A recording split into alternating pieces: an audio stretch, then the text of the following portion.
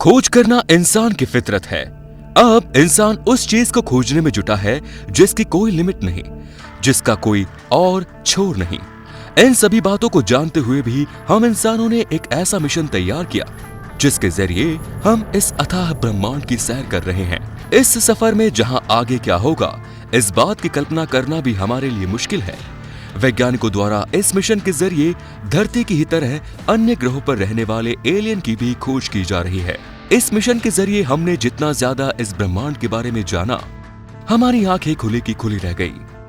यहाँ कुछ और नहीं, आज से 43 साल पहले 1977 में नासा द्वारा लॉन्च किया गया वोयेजर मिशन है।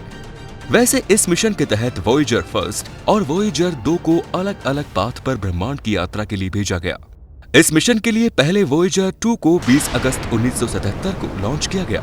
इसकी लॉन्चिंग के 16 दिन बाद वोयेजर फर्स्ट को 5 सितंबर 1977 को लॉन्च किया गया।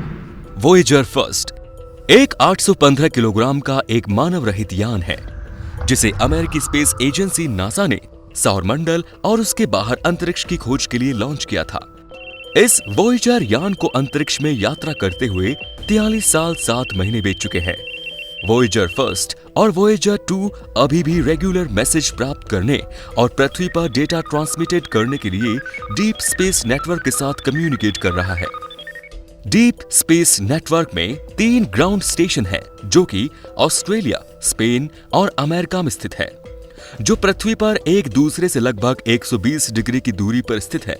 तो चलिए अब शुरू करते हैं इस वोयेजर स्पेसक्राफ्ट के साथ ब्रह्मांड की यात्रा।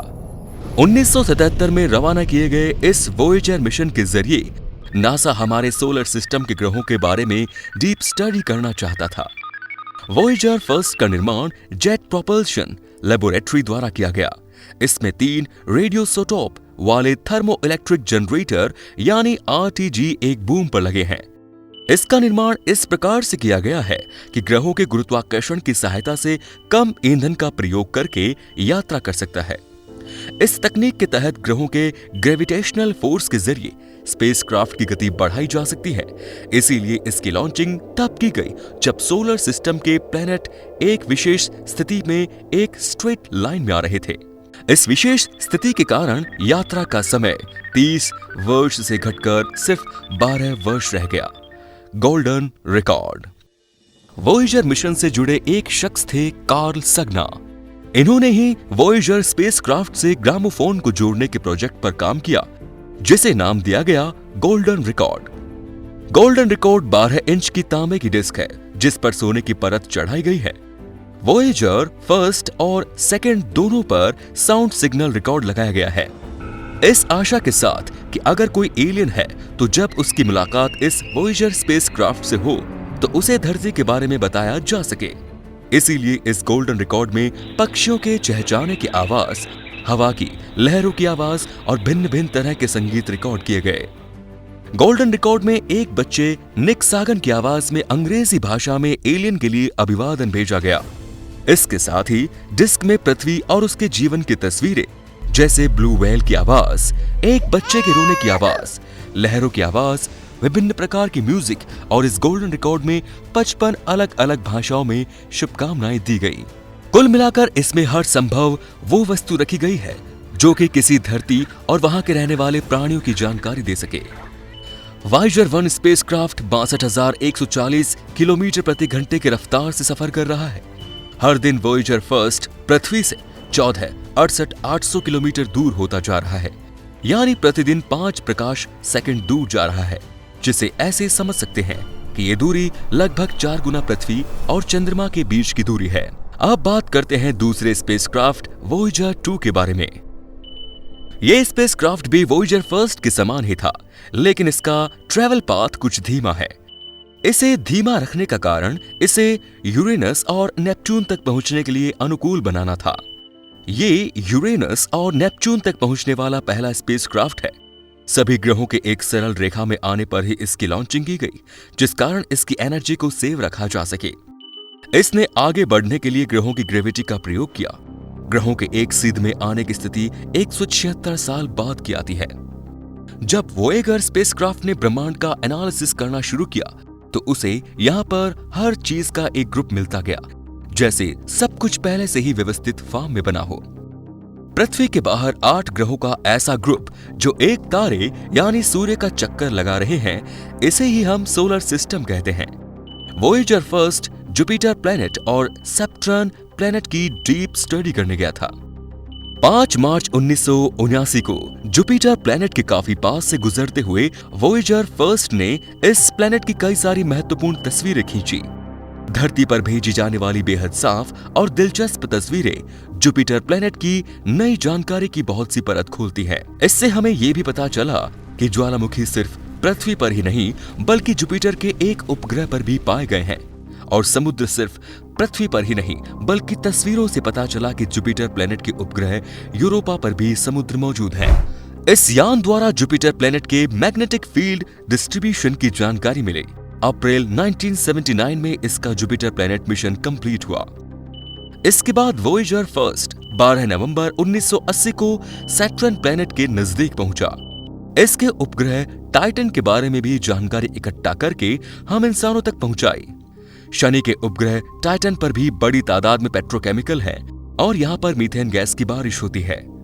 वोयेजर ने तस्वीरों के जरिए सैटर्न प्लैनेट के छल्लों के नए राज बताए। सौरमंडल में जिंदगी के सबसे ज्यादा आसार शनि के उपग्रह एनसेलाडस पर दिखते हैं। तब इन तस्वीरों को देखकर साइंटिस्ट एमिली लकड़वाला ने कहा कि शनि का हर उपग्रह अपने आप में अनोखा है, जिसके लिए हमें एक अलग से मिशन की जरूरत है। नवंबर 1980 में वोयेजर फर्स्ट ने सैटर्न प्लैनेट से आगे का सफर शुरू किया और दूसरी तरफ 9 महीने बाद वोयेजर 2 ने सौरमंडल के दूसरे ग्रहों की ओर रुख किया।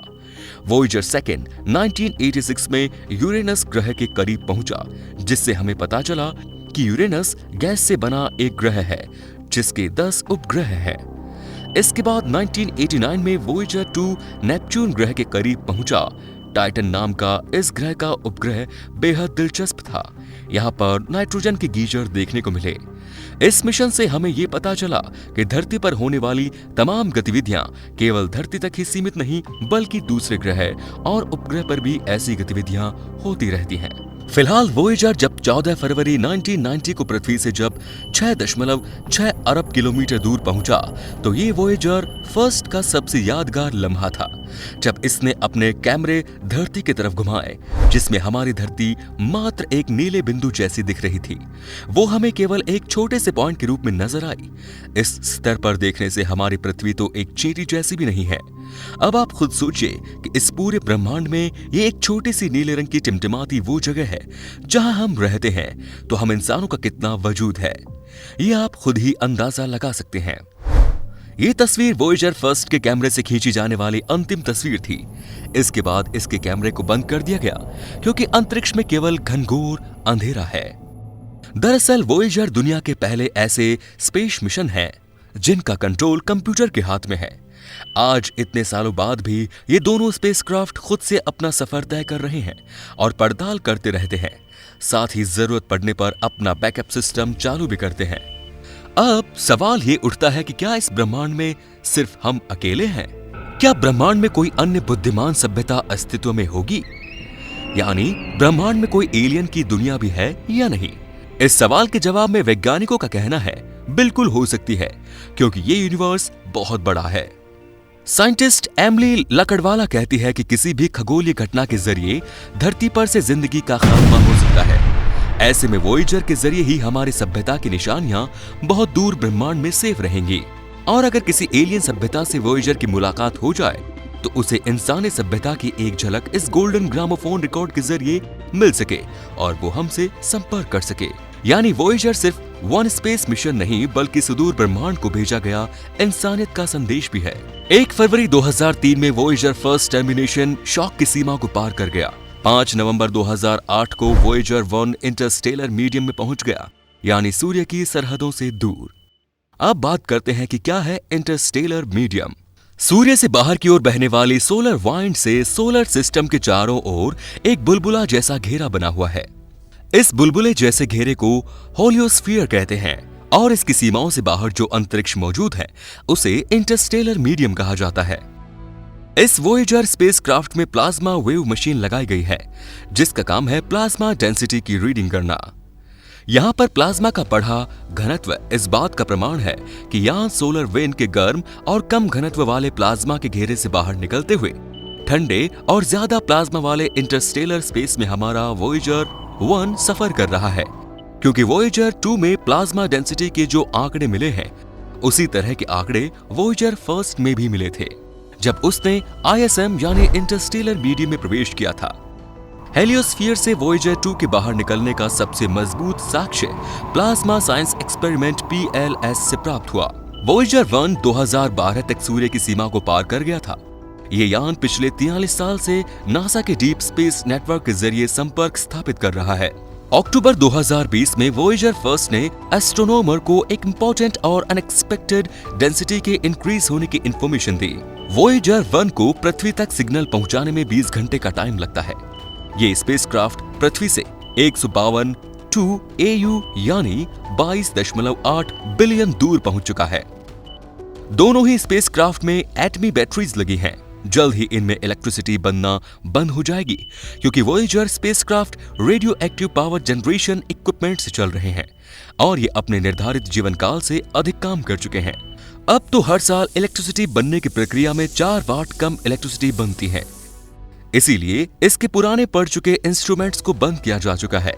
स्पेसक्राफ्ट के कैमरे भी बंद किए जा चुके हैं, क्योंकि अंतरिक्ष में गुप्त अंधेरा है, देखने के लिए कुछ भी नहीं है।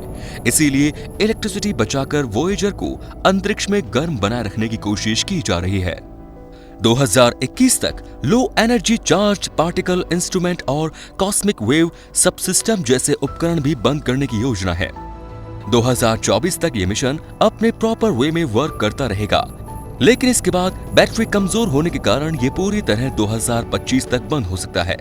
लेकिन फिर भी ये अंतरिक्ष में भटकते हुए गोल्डन रिकॉर्ड डिस्क में दर्ज हमारे अस्तित्व को बनाए रखेगा। यूं तो वोयेजर सौरमंडल की सीमा के बाहर जा चुका है, लेकिन उसे अभी तक हम जैसा कोई नहीं मिला और हमसे अलग तरह की दिखने वाली कोई प्रजाति भी नहीं मिली, जिस तक वोयेजर हम धरतीवासियों का संदेश पहुंचा सके। एक ब्रिटिश अंतरिक्ष यात्री हेलेन शर्मन के मुताबिक इस ब्रह्मांड को समझना इसलिए भी जरूरी है, क्योंकि हो सकता है कुछ दशक बाद हम किसी ऐसी मुसीबत का सामना करें जिसका शायद पृथ्वी पर कोई सलूशन ही न हो। ऐसी स्थिति में तब हमें किसी दूसरे ग्रह को तलाशना होगा अपना अस्तित्व बचाने के लिए, क्योंकि इस ब्रह्मांड में न जाने कितने ऐसे ग्रह होंगे जिन पर जीवन होगा। अब है भविष्य की योजना। वैज्ञानिकों की योजना एक ऐसे रैप ड्राइव स्पेसक्राफ्ट बनाने की है जिसकी स्पीड 25 करोड़ किलोमीटर प्रति सेकंड होगी और इसका वेग प्रकाश के वेग से 830 गुना ज्यादा। फिलहाल Interstellar mapping and acceleration probe NASA का एक और मिशन है, जिसे 2024 तक लॉन्च किया जाना है। इसके जरिए वोयेजर के ओवरव्यू का परस्यूएंस किया जाएगा। वोयेजर दिन प्रतिदिन हमसे दूर बहुत दूर होता जा रहा है और जब वोयेजर एक दिन सुदूर अंतरिक्ष में पहुंच जाएगा तो वो जो सिग्नल भेजेगा उसे हम तक पहुंचने में कई साल लग जाएंगे। इस ब्रह्मांड के पार क्या है, कहीं ना कहीं तो इस ब्रह्मांड का आखिरी छोर होगा ही। इस उम्मीद के साथ वोयेजर लगातार सफर किए जा रहा है। अब देखना ये होगा कि वोयेजर फर्स्ट और वोयेजर 2 में कौन सबसे पहले हमें अच्छी खबर देता है। धन्यवाद।